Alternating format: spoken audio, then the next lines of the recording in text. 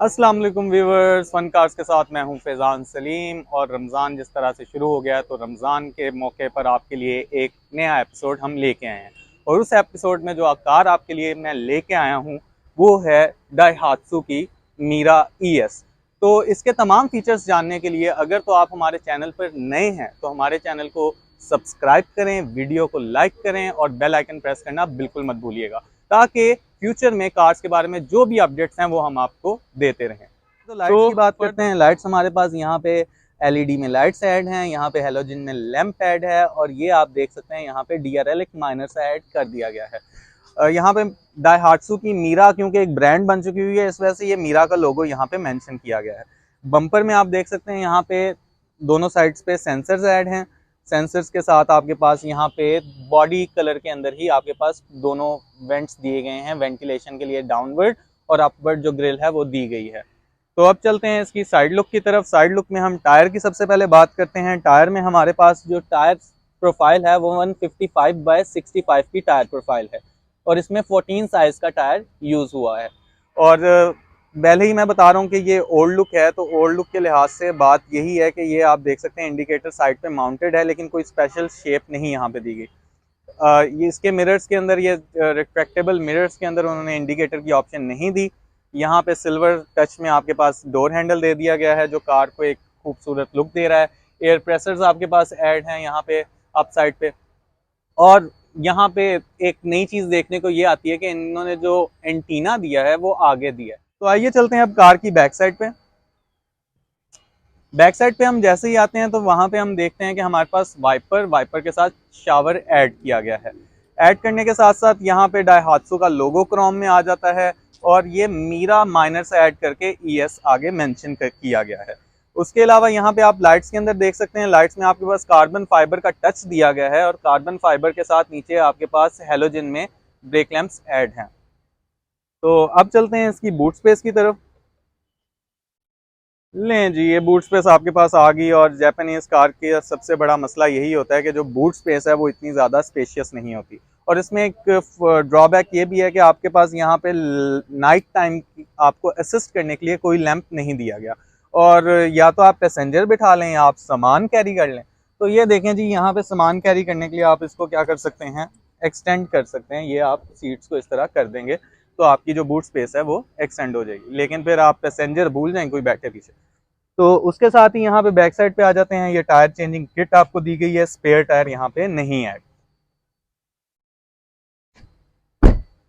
Back side पे भी आपके पास सेंसर्स की ऑप्शन मौजूद हैं इसके बम्पर के अंदर, आप इधर भी देख सकते हैं और इधर भी देख सकते हैं। और बैक साइड पे आपके पास यहाँ पे कैमरे की ऑप्शन है, और कैनवुड का कैमरा इसके अंदर यूज किया गया है बैक रिवर्सिंग के लिए। चलते हैं अब इसके फ्यूल टैंक कैपेसिटी की तरफ। फ्यूल टैंक कैपेसिटी जो है इसकी 28 लीटर्स में आती है, जो फ्यूल टैंक कैपेसिटी दी जाती है। उसके अलावा आप लुक देखें कितनी ज़बरदस्त लुक दे रही है। मिनी कार है, और फैमिली के लिए, मेरे ख्याल से मिनी फैमिली के लिए मिनी कार बहुत अच्छी है। जी तो दोस्तों, कार के अंदर हम आ गए हैं, और कार के अंदर सबसे पहली चीज़ जो देखने में आती है वो इसका स्टीयरिंग व्हील आता है। स्टीयरिंग व्हील की बात करूं तो मल्टीमीडिया कंट्रोल स्टीयरिंग व्हील नहीं है इसका। बड़ी ओल्ड लुक कार है, काफ़ी फीचर्स जो हैं वो ओल्ड हैं। जस्ट लाइक यहाँ पे आपके पास वाइपर्स का ऑप्शन दिया जाता है, यहाँ पे आपके पास जो है लाइट की ऑप्शंस आपके पास दी जा रही हैं। अभी आपको जो इसका मीटर है वो मैं ऑन करके दिखाता हूँ कार। इसके वेंट्स की बात कर लेते हैं। AC वेंट्स यहाँ पे आप देख सकते हैं कि एक डिफरेंट पॉलीगॉन शेप दी गई है, और उसके अलावा यहाँ पे जो है, यहाँ पे सर्कुलर शेप आपके पास AC वेंट्स की आ जाती है। उसके अलावा इसकी यहाँ पे स्पेसिंग दी गई है, ये देखें हमारा व्हील यहाँ पे रेस्ट कर रहा है, और उसके साथ ही हमारे पास यहाँ पे इसका कंपार्टमेंट आ जाता है। कंपार्टमेंट के बाद यहाँ पे आर्म रेस्ट नहीं दिया गया, जो एज सच मेरे लिहाज से अच्छी चीज़ नहीं है। और ये हैंड ब्रेक जो है वो मैनुअल हैंड ब्रेक है।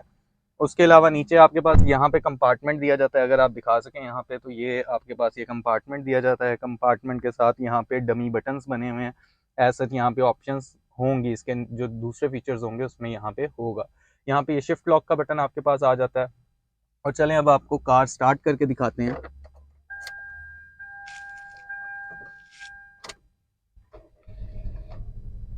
ऑब्वियसली यहाँ पे पुश स्टार्ट बटन नहीं है, इस वजह से मुझे की लगा के इसको स्टार्ट करना पड़ा है। आप इसके मीटर की तरफ जब देखते हैं, ये जापानीज आ जाती है हमेशा से, जो हमें बिल्कुल समझ नहीं आती।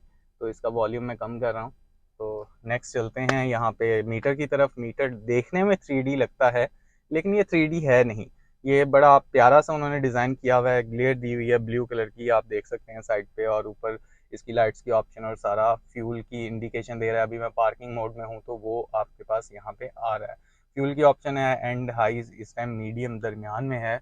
यहाँ पे आपके पास एसी वेंट्स की मैं पहले बात कर चुका हूँ। ये राउंड के साथ ही नीचे जो चीज़ बताने वाली है वो है इसका ये कप होल्डर आ गया, कि यहाँ पे आपके पास ग्लास होल्डर मौजूद है। ग्लास होल्डर के साथ यहाँ पे आपके पास डिफरेंट ऑप्शंस दी गई हैं।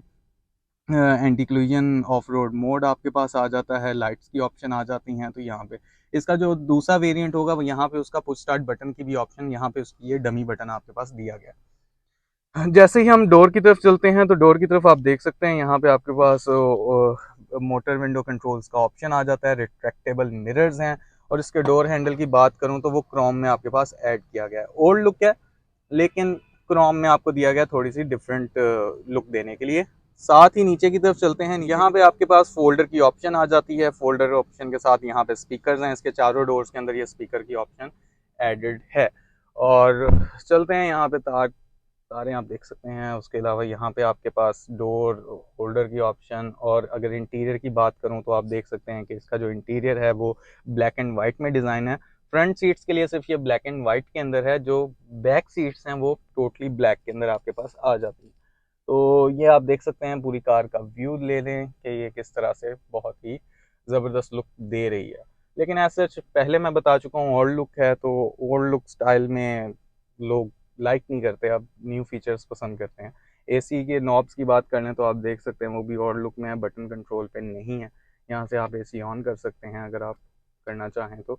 उसके अलावा ये डिफरेंट ऑप्शंस यहाँ पे दी गई हैं कि किस तरह से कंट्रोल किया जाता है। हैजर्ड का बटन आपके पास आ जाता है, यहाँ पे ये शिफ्टेबल आ जाते हैं जी। तो व्यूवर्स, अब इंजन की डिटेल्स में आपको बताता चलूँ कि जो इसका इंजन टाइप है वो पेट्रोल है, और इसकी जो 660 सीसी का ये इंजन है आपके पास। इसमें इनलाइन सिलेंडर्स जो हैं वो 3 हैं, और ये 58 हॉर्स पावर जनरेट करता है। जो टॉर्क जो ये जनरेट करता है वो 64 न्यूटन मीटर जनरेट करता है। फ्यूल सिस्टम जो है इसका EFI है, काफ़ी पुराना ये फ्यूल सिस्टम है। ये कल्टस में भी अगर आपको याद हो तो आता था। तो इसकी जो मैक्सिमम स्पीड है वो 140 किलोमीटर पर आवर में ये तक जाता है। और माइलेज जो आपका बहुत ज़्यादा क्वेश्चन होता है कि जी माइलेज क्या है, क्योंकि जो फ्यूल प्राइसेस आजकल चल रही हैं उस लिहाज से इस इंजन की माइलेज ऑब्वियसली बड़ी ज़रूरी होती है। तो माइलेज जो ये देता है ये 24 किलोमीटर पर लीटर जो है माइलेज सिटी के अंदर देता है, और हाईवे के ऊपर आपको ये 22 किलोमीटर पर लीटर देता है। तो दोस्तों, उम्मीद करता हूँ आपको आज का रिव्यू हमारा पसंद आया होगा, और आपको ये डाइहात्सू की मीरा ES भी पसंद आई होगी। तो अगर तो आप हमारे चैनल पर नए हैं तो दोस्तों हमारे चैनल को लाइक करें, सब्सक्राइब करें और बेल आइकन ज़रूर प्रेस कीजिएगा। और मुझे और मोहम्मद अली आगा को दीजिए इजाज़त। नेक्स्ट एपिसोड में एक नई कार के साथ एक नए तरीके से आपके सामने फिर से हाजिर होंगे। अल्लाह हाफिज़।